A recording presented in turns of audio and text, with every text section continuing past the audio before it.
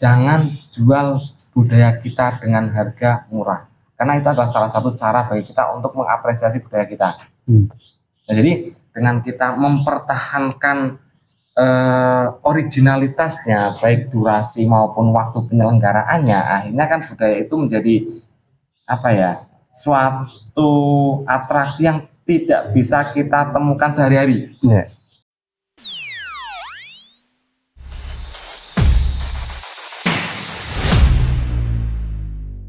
Assalamualaikum warahmatullahi wabarakatuh. Sebelumnya perkenalkan dulu, saya di sini sebagai host ya, dengan nama Muhammad Faisal Reza atau biasa dipanggil Isal saja gitu. Sebagai divisi perfilman.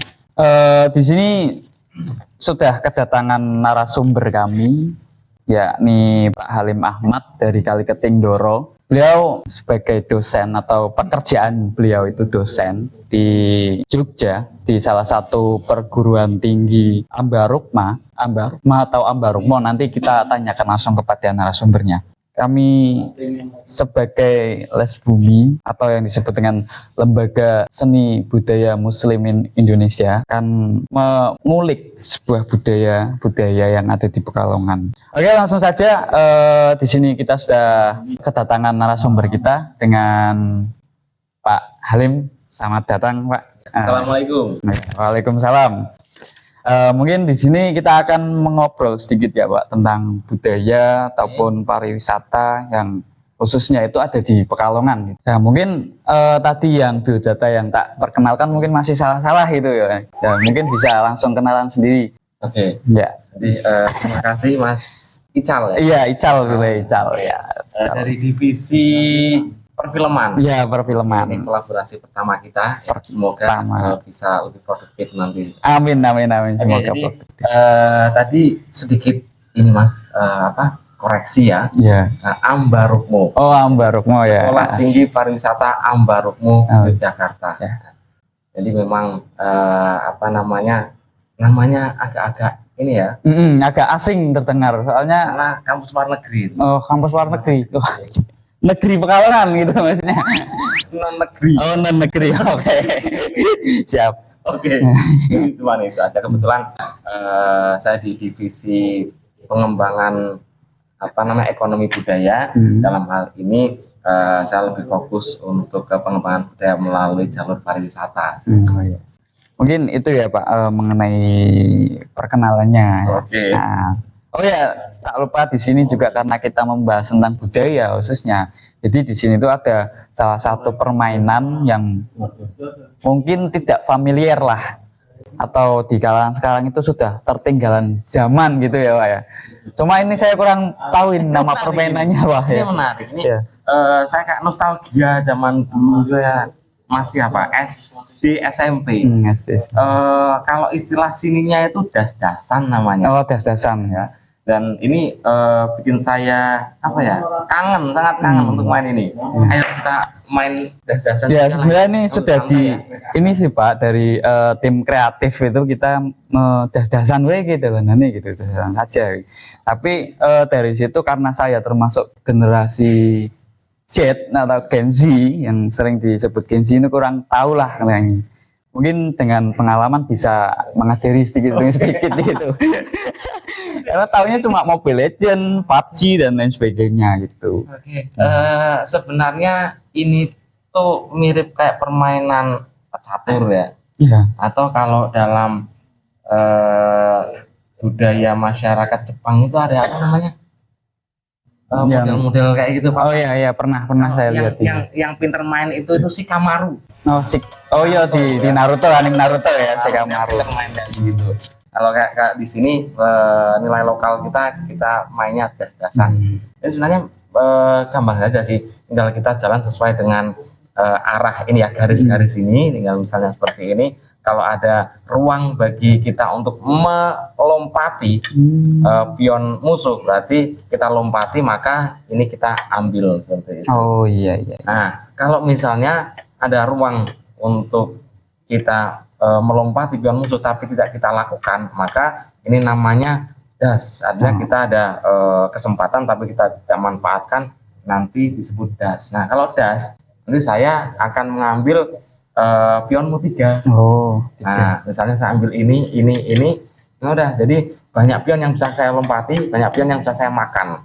Nah, pion kamu habis. Gitu. Ayo kita sambil main. Oke, sambil kita main mungkin nanti sambil tak beri pertanyaan gitu ya mengenai tadi tema kita yang akan kita bawa. Oke. Seperti itu. Oke. Mungkin ya Pak, mengenai budaya itu generasi sekarang itu sangat apa ya, sangat minim sekali mengetahui budaya atau pengertian budaya itu yang seperti apa sih gitu.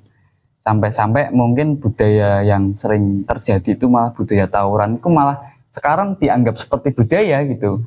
Dan untuk pemaknaan budaya itu seperti apa mungkin kurang memahami. Nah, mungkin bisalah di-spill sedikit mengenai pengertian budaya yang sebenarnya itu seperti apa. Jadi sebenarnya kalau budaya itu kan bagian dari apa yang dikreasikan oleh individu yang diselenggarakan secara komunal ya, bareng-bareng, yang itu akhirnya menjadi sebuah habit ya, kebiasaan-kebiasaan. Nah, nanti pada waktu tertentu itu akan menjadi apa ya, perilaku ya, keseharian itu akan menjadi budaya. Tapi memang jadi menarik ya, memang realitanya saat ini budaya itu seakan-akan mulai bergeser ya, dari anggapan budaya yang dianggap sebagai sebuah warisan tradisional ya, sekarang budayanya itu mereka mengkreasikan budaya-budaya baru, baik dari akulturasi dengan budaya tetangga maupun budaya-budaya luar, bahkan seperti itu. Tapi kalau kami, fokus kajian kami kan lebih kepada pariwisata. Bagaimana pariwisata ini secara tidak langsung nanti harapannya bisa menjadi alat untuk memperkenalkan kembali budaya kepada generasi-generasi saat ini. Bahkan lebih jauh lagi, kami berharap bahwa pariwisata ini bisa menjadi sarana untuk konservasi pelestarian budaya. Ada beberapa contoh menarik yang kami temui di lapangan. Jadi kami dengan beberapa teman-teman mahasiswa itu kan punya apa ya, semacam komunitas ya, untuk kita bareng-bareng turun ke masyarakat untuk kemudian kita kembangkan potensi-potensi yang ada menjadi atraktivitas budaya dalam bentuk desa wisata, seringnya seperti itu. Nah, di salah satu desa yang pernah kami create itu di wilayah Boyolali. Ya, jadi dengan adanya kegiatan wisata di sana, mereka kemudian mampu menghidupkan kembali suatu tradisi yang sebelumnya ini sudah lebih dari 40 tahun itu terskip. Untuk apa? Mungkin memang tujuan mereka karena ada ini ya, potensi ekonomi dari kegiatan wisata yang mereka munculkan. Tapi setidaknya dengan cara seperti itu, budaya yang sebelumnya hilang sekarang bisa muncul lagi. Nah, itu adalah semangat yang coba kami mau lakukan melalui gerakan kami di Les Bumi, terutama di divisi pengembangan ekonomi budaya ini. Jadi kolaborasi antara budaya dengan pariwisata harapannya bisa menjadi sarana untuk lebih melestarikan lagi budaya-budaya yang ada di sekitar kita. Oke. Sangat menarik ya, mengenai budaya saja sudah wah sana-sana lah. Ya, artinya budaya ini sebenarnya kalau kita bicara dalam konteks pariwisata, pariwisata, orang berwisata itu apa sih yang dicari? Kesenangan mungkin, atau pandangan untuk menjernihkan mata kembali gitu ya, biasanya. Kesenangan ya. Iya, kesenangan itu kan bisa dicapai melalui banyak hal, bisa dari aktivitasnya, bisa dari aktivitas fisik maupun aktivitas visual. Iya. Kan itu. Aktivitas fisik misalnya kayak kegiatan-kegiatan hiking, trekking kan seperti itu.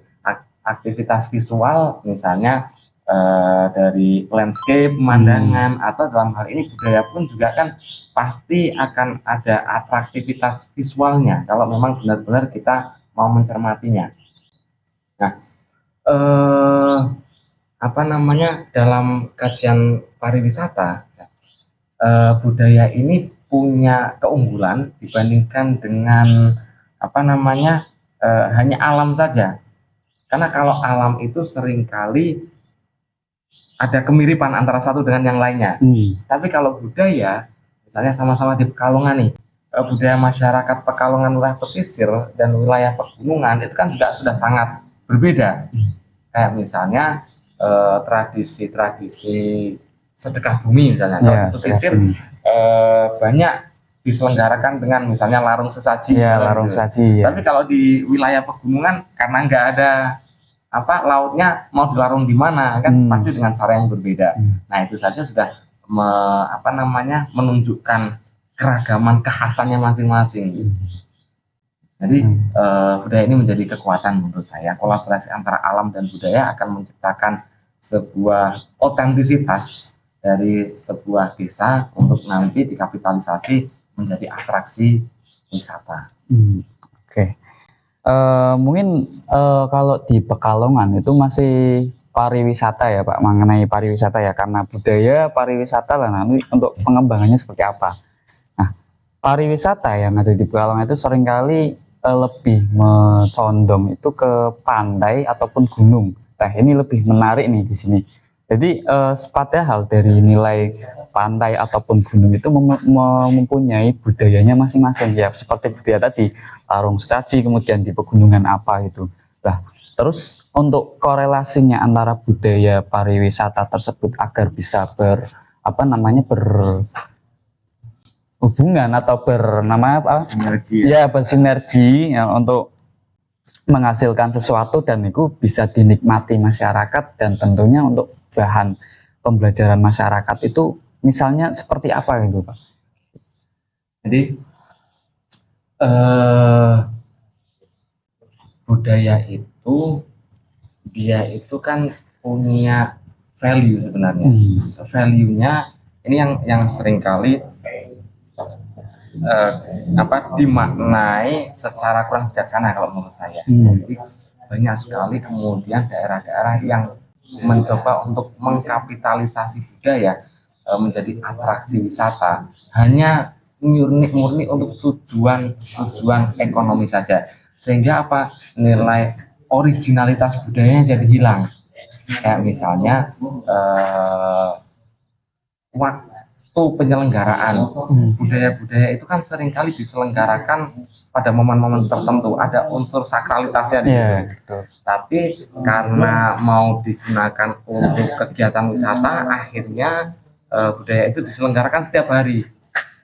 Itu kan merusak nilai sakralnya. Yang sebelumnya ini hanya dilaksanakan untuk waktu-waktu tertentu, untuk tujuan-tujuan tertentu saja, sekarang tujuannya berubah untuk apa? Untuk atraksi wisata. Nah, menurut saya ini poin mendasarnya dalam rangka kita mencoba untuk mengkolaborasikan budaya dengan pariwisata adalah jangan jual budaya kita dengan harga murah, karena itu adalah salah satu cara bagi kita untuk mengapresiasi budaya kita. Nah, jadi dengan kita mempertahankan originalitasnya, baik durasi maupun waktu penyelenggaraannya, akhirnya kan budaya itu menjadi suatu atraksi yang tidak bisa kita temukan sehari-hari. Karena tidak bisa kita temukan sehari-hari, maka itu kan jadi eksklusif. Eksklusif, sangat istimewa gitu, tapi jarang. Nah, karena eksklusif, maka harusnya layak dong dihargai mahal. Betul. Ya kan? Harusnya seperti itu, harusnya. Makanya kalau bisa dalam rangka kolaborasi antara budaya dan pariwisata ini jangan sampai menghilangkan originalitas budayanya, karena dalam konsepsi pariwisata sebenarnya selain mass tourism, wisata massal, ada juga konsep ekoturism. Nah, wisata yang mana di situ dalam rangka atraksinya itu ditentukan oleh beberapa faktor. Yang pertama bisa berkaitan dengan uniqueness, keunikannya. Kedua bisa juga berkaitan dengan otentisitasnya, ya kekhasan. Misalnya kalau uniqueness ini kan suatu fenomena ya, gejala-gejala yang sangat unik dan tidak ditemui di tempat lain. Nah, Pekalongan sendiri kan sebenarnya punya uniqueness itu. Salah satu uniqueness yang dimiliki Pekalongan adalah misalnya kita punya watu bahan. Watu bahan yang di Kandang Serang, betul. Ada di Doro ada. Oh, di Doro ada. Saya pernah menemui beberapa titik spot watu bahan itu ada di Doro, di wilayah mana itu, Lemah Abang ya, wilayah sekitar Lemah Abang. Terus di sekitar Pungangan ada, terus di Lebak Barang pun juga ada. Nah itu sebenarnya kan unik. Kenapa? Karena tidak semua daerah punya itu, nggak semua daerah. Bahan, karena itu fenomena alam ya. Itu bentukan dari alam ya, seperti itu ya. Dan itu kan unik. Terus kemudian uniqueness yang selanjutnya, kita ini punya ini juga kaitannya dengan alam ya. Kita punya hutan Petung Kriono, hutan lindung Petung Kriono. Itu satu-satunya hutan tropis alami di Pulau Jawa. Hutan hujan tropis sih ya. Dan sudah diakui oleh dunia itu tentunya. Tidak ditemukan di wilayah lain di Pulau Jawa. Satu-satunya ada di tempat kita, Petung Kriono. Nah, fenomena-fenomena alam itu kan seringkali disertai dengan adanya ritus-ritus atau tradisi di masyarakat. Saya pernah ikut di wilayah Pungangan itu, jadi ada tradisi yang setiap tahun itu diselenggarakan di situs watu bahan itu. Di tempatnya berarti? Iya, ada tradisi yang diselenggarakan di situ. Nah, itu kan selain alamnya itu unik, ada sisi-sisi budaya yang bisa dikembangkan menjadi kekuatan tersendiri, kan gitu. Terus kemudian faktor selanjutnya berkaitan dengan otentisitas. Otentisitas itu kaitannya dengan kekhasan. Pekalongan tidak kurang khasnya. Nah, banyak sekali baik itu kesenian yang berbenda maupun tak berbenda. Kayak misalnya batik itu kan punya khas ya, punya khas motif-motif ya. Iya, betul. Terus kemudian makanan pun juga kita banyak makanan-makanan khas. Megono itu ya. Megono, pindang tetel dan lain sebagainya. Itu kan khas, itu kan representasi budaya. Iya, kita bisa makan nasi megono dimanapun. Walaupun rasanya sama, tapi saya jamin kepuasan kita akan berbeda makan nasi megono di Pekalongan dengan makan nasi megono di Semarang misalnya. Iya. Kepuasannya akan berbeda karena otentisitasnya di situ. 3, originalitas. Nah ini yang tadi sempat kita singgung, bahwa nggak harus kita mengkapitalisasi budaya itu dengan penyajian misalnya diselenggarakan setiap hari, nggak harus. Kita pertahankan aja durasi, misalnya waktu penyelenggaraannya kapan, durasinya sepanjang apa, kita sesuaikan dengan originalnya saja. Dengan cara seperti itu kan jadi lebih eksklusif. Kalau orang pengen menikmati itu, maka mereka harus menunggu waktu itu, misalnya gitu. Nah, karena harus menunggu, mungkin peminatnya betul, mungkin peminat konsep-konsep wisata seperti itu kan tidak banyak ya. Tapi karena tidak bisa, kayak ibaratnya begini. Kalau misalnya satu orang pengen datang ke situ bisa menikmati, satu orang pengen datang ke situ bisa menikmati, kan akhirnya budayanya itu jadi nilai ininya kan rusak ya, nilai sakralitasnya rusak. Tapi kalau misalnya satu orang pengen tapi tidak bisa diselenggarakan nih, akhirnya dia mau menunggu di waktu tertentu, besoknya ada satu orang lagi menunggu, akhirnya kan terakumulasi. Nanti pas saat acara diselenggarakan, mereka akan datang juga ke situ. Nah itu berkaitan dengan originalitas ya. Sebenarnya pangsa pasarnya ada, tinggal kita bisa mengarah atau enggak segmen pasar itu, karena kita juga harus bisa menyesuaikan dengan aspirasi mereka. Misalnya mereka itu segmennya wisatawannya pengennya selain atraksi yang seperti itu, pengennya nanti dilayani dengan cara seperti apa, pengennya mereka ini nanti fasilitasnya bagaimana, harus kita sesuaikan dengan keinginan-keinginan mereka. Tapi nilai-nilai dari budayanya ini kalau bisa jangan sampai berubah hanya karena untuk tujuan wisata saja. Yang ketiga keragaman, kita punya ya tadi kuliner saja kita sudah punya budaya yang beragam ya. Itu kan salah satu manifestasinya, belum lagi nanti tradisi-tradisi yang antara beberapa desa dengan desa yang lainnya itu kadangkala berbeda gitu. Kalau di tempat tinggal saya itu ada namanya tradisi kalau sebelum bulan puasa itu apa namanya biasanya Nyadran. nyadran kalau di tempat saya itu masih pakai ini istilah lokalnya ancak, anyaman bambu berbentuk segi empat ini dari bilah-bilah bambu dianyam, terus kemudian nanti dikasih lapisan daun pisang, terus nasinya ditumpuk dibuat gunungan itu seperti tumpeng-tumpeng. Kayak tumpeng itu nanti ditutup dengan daun pisang. Nah, di beberapa desa yang lainnya kami sudah tidak menemukan itu. Di desa-desa lain ada yang sudah kemudian di dalam bentuknya besek, atau kalau di wilayah lain itu mereka pakainya kayak panci buat tempat bakpao gitu loh. Nah, kayak begitu. Nah, itu kan sebenarnya manifestasi dari keragaman juga di situ.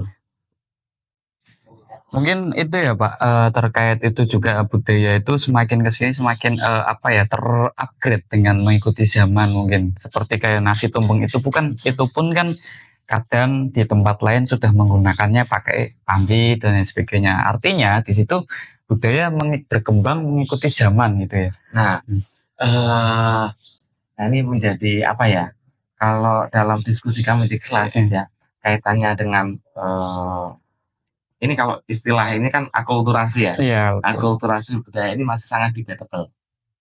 Di satu sisi memang kolaborasi antara warisan nenek moyang dengan perkembangan zaman itu akan membuat budaya itu menjadi lebih relate dengan zamannya, kan begitu ya. Dan dalam konteks pariwisata itu bisa saja menciptakan sebuah atraktivitas tersendiri. Tapi dalam konteks pariwisata juga ya, value dari misalnya usia budaya ini kreasinya dikreasikan tahun berapa, semakin klasik itu kan juga punya nilai jual yang semakin ini kan makin tinggi ya. Kayak sepeda itu semakin klasik kan kadang nilainya makin tinggi ya. Nah, itu kan masih sangat debatable. Cuman tinggal kita menyikapinya saja. Jadi kalau saya lebih suka menyikapi bahwa oke, betul kita punya sebagai generasi saat ini ya, kita juga punya hak untuk mengkreasikan budaya sesuai dengan generasi kita, kan seperti itu. Tapi di sisi lain ada nilai-nilai yang menurut saya kadangkala itu tidak turut dipertimbangkan oleh masyarakat pengkreasi budaya. Kayak misalnya kalau di tempat saya tadi ya pakai model ancak itu, maka dengan cara seperti itu nanti ancak itu harus dibagi. Satu ancak itu sekitar 3-4 orang. Jadi dengan cara seperti itu maka orang akan berkumpul di situ.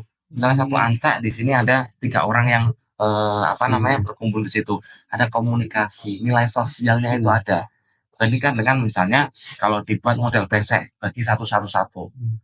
Terus dengan ancak juga biasanya kan karena itu utuh tuh. Nah, harus dibagi. Biasanya dibawa bareng-bareng ke rumah salah satu personil di situ. Nah, nanti di rumah itu bagi menjadi 3 atau 4. Nah, proses membagi itu kan nggak pasti ada komunikasi. Ya. Bagi di salah satu rumah itu kan juga ada nilai silaturahim. Jadi dengan cara seperti itu keeratan sosial kan masih akan tetap terbentuk gitu. Nah, itu ada hal-hal seperti itu yang kadangkala mungkin kurang terpertimbangkan oleh orang-orang yang berusaha untuk mengkreasikan budaya sesuai dengan kebutuhan zaman seperti itu.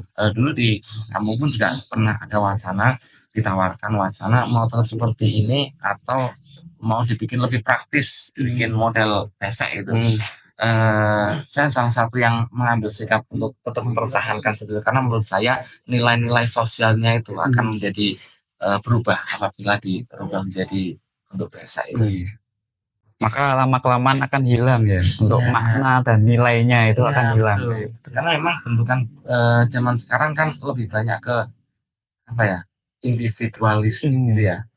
Kalau zaman dahulu misalnya banyak hal yang kemudian harus diforumkan secara rembuk, kumpul ketemu. Sekarang misalnya apa-apa tinggal lewat WhatsApp. Dulu misalnya gini, orang mau bagi undangan, ya, misalnya undangan ada hajatan di mana, itu pasti nyuruh orang atau ketak-ketak ke rumah, assalamualaikum, ngaturi acara walimahan gitu ya, di tempat kan saya seperti itu ya. Tapi sekarang kan undangan, nggak usah ketok-ketok pintu, lewat bawah itu aja, lewat bawah pintu masukkan belum beres, nggak ketemu orangnya itu. Jadi itu kan juga akhirnya secara nanti akan membentuk behavior yang berubah berbeda di masyarakat. Iya, hakikatnya akan berubah ya. Iya. Mungkin itu, Pak. Setelah membahas mengenai budaya yang ada di Pekalongan, kemudian kan banyak sekali budaya-budaya yang ada di Pekalongan. Mungkin untuk pengembangannya itu seperti apa, Pak? Apa kalau misal di Kecamatan Doro itu ada Watu Bahan dan kita kembangkan budaya tersebut agar penikmat budaya itu bisa menikmatinya. Apa dengan cara acara-acara saja atau dengan apa? Kita marketnya itu seperti apa gitu agar bisa untuk mengundang wisatawan lah, karena ini untuk pariwisata wisatawan lah tanpa merubah nilai-nilainya itu. Kalau di podcast-podcast yang terkenal itu ditawari Indomie. Kalau di sini, tadi juga belum sempat tak tawarkan ini ya, karena asiknya ngobrol loh. Di sini ini ada jagung sama apa namanya seringnya ubi manis. Kenapa ini juga pilihannya jagung sama ubi? Ya, karena ini juga salah satu budaya itu, budaya khususnya orang-orang dulu itu cemilannya seperti ini, Pak. Nah, kalau sekarang mungkin kan sudah ya. Kalau sekarang kan mungkin sudah ya martabak lah, kemudian makan makanan yang seblak itu mungkin seperti itu. Kalau dulu kita makannya masih jagung. Ini jagung apa ini? Jagung manis apa jagung? Jagung manis itu, Pak. Jagung manis. Kalau yang ini untuk ubinya, ubi manis juga, ubi madu. Wadahnya juga khas sekali ini. Ya, ceting. Sudah jarang sekali ditemukan di kota-kota besar. Jadi kalau kita coba cermati, objek-objek wisata besar itu kan seringkali mereka mengadakan event tahunan. Sajiannya apa coba? Sajian untuk event tahunannya apa? Biasanya, Pak, kalau yang saya lihat itu di reel IG itu kan di Jogja itu ada wisata yang mana pemandangannya itu pantai, kemudian langsung pantai. Nah, di atas pegunungannya itu ada salah satu kesenian yang dipamerkan untuk menikmati seninya, yang kedua untuk menikmati pemandangan atau suasananya. Mungkin pemasannya seperti itu kalau di tempat-tempat lain. Jindian. Festival terbesar Jindian apa? Yang event tahunan rambut gimbal itu ya? Iya. Ya. Kan berapa? Yang Culture Fest. Sajiannya apa? Sajian budaya. Harus ini. Banyuwangi. Banyuwangi kan sekarang dikenal sebagai kota 1001 festival. Yeah. Festivalnya apa? Banyak festival budayanya. Nah, memang budaya itu kan bisa dijadikan sebagai untuk memecah kejenuhan. Sedangkan kalau rutinitas misalnya kegiatan wisatanya datang ke situ untuk menikmati gunung, pantai, sungai saja, ya mereka kan mudah jenuh. Makanya biasanya ada event tahunan ya. Event biasanya yang disajikan itu adalah manifestasi budaya-budaya. Ya itu memang menjadi salah satu strategi ya. Karena nanti pada akhirnya dengan budaya ini yang dibutuhkan oleh para pelaku budaya itu sebenarnya apa sih? Mereka kan butuh tempat untuk show, ya kan? Nah, pariwisata ini sebenarnya kan bisa sekaligus dijadikan sebagai etalase. Jadi misalnya di wilayah Pekalongan nih di Kecamatan Doro, karena budayanya yang kuat apa, objek wisata yang cukup kuat alamnya apa, nah bisa dikolaborasikan saja. Jadi nanti dengan cara seperti itu atraktivitas visual dari landscape alam itu bersatu padu dengan eh, apa namanya otentisitas budaya lokal, itu kan bisa memunculkan khasanah kekhasannya, sehingga ada kemungkinan tuh ada ruang bagi kecamatan-kecamatan lain untuk mengembangkan potensi-potensi budaya lokalnya, sehingga nanti event budaya yang diselenggarakan itu antar kecamatan kan jadi berbeda-beda. Iya. Bahkan nanti dengan cara seperti itu kita pun juga akan menjadi lebih, kalau dilakukan secara bersama-sama kan untuk branding lebih enak. Kayak Banyuwangi misalnya di branding apa 1001 festival, bahkan festival ramai gebuk kasur dari festival. Di sini kan dulu orang pada gebuk kasur juga. Ya, kalau di Jemur itu ya. Gebuki, itu jadi festival di sana. Dan dengan cara itu mereka membranding dirinya menjadi kota 1001 festival gitu. Nah itu mungkin apa namanya beberapa hal yang bisa kita adopsi untuk kita kembangkan nantinya. Cuman kalau hanya mengandalkan alam saja, visual saja akan lebih cepat jenuh. Jadi butuh beberapa support ya untuk menyupport sebuah kegiatan tersebut agar bisa mendapatkan nilai jualnya dan marketnya pun kita akan mudah. Jadi seperti itu ya Pak. Mungkin podcast kali ini cukup sampai situ saja Pak. Nah, dan untuk khususnya untuk audiens, untuk pemirsa yang melihat bisa marilah kita gali, mari kita support sebagai budaya-budaya tersebut kita support karena kalau di Banyuwangi itu bisa, kenapa Pekalongan tidak bisa? Harusnya sama-sama bisa, karena dari orangnya, budayanya kita juga banyak sekali. Nah itu kemarin tahun yang lalu kami mencoba untuk apa namanya membuat embrio ya kegiatan-kegiatan budaya. Pekalongan Surofest yang pertama itu kami selenggarakan di Desa Kauman. Ya. Memang itunya seperti itu, apa namanya semangatnya begitu. Jadi kita mencoba untuk menciptakan sebuah apa ya atraktivitas event tahunan ya, yang harapannya nanti itu bisa menjadi salah satu agenda event tahunan di wilayah Kabupaten Pekalongan. Ya, semoga kita bisa tetap melanjutkan itu ya di tahun-tahun yang akan datang dengan kalau kami memang ininya sih bagaimana caranya agar kita bisa mengangkat tema-tema lokal. Iya, tema-tema lokal. Kalau kemarin kan ada Adipati Raden Jangkrono ya. Iya. Itu yang akan kita karena tahun ini semoga kita bisa menyelenggarakan dengan apa namanya ya, mungkin aktivitas yang lebih atraktif lagi. Iya, tapi itu masih kita rahasiakan ya untuk kejutan lah. Mungkin itu saja dari kami mengenai budaya yang ada di Pekalongan dan bagaimana sih untuk pengembangan atau pariwisatanya, nanti dibuat pariwisata seperti apa. Nah, kita kembangkan lagi. Nah, boleh ini untuk pemirsa ataupun penonton yang ada di rumah ataupun di mana dari manapun boleh untuk request untuk podcast kedepannya kita akan membahas mengenai apa, tapi masih seputar seni dan budaya karena kita masih di Lembaga Seni Budaya Muslim Indonesia itu membahasnya mengenai seni dan budaya. Boleh kirim-kirim ke tim kreatif kita atau komentar silahkan mengenai budaya ataupun seni yang akan nanti untuk kita bahas kembali dan dengan narasumber yang tepat dan mumpuni di bidangnya.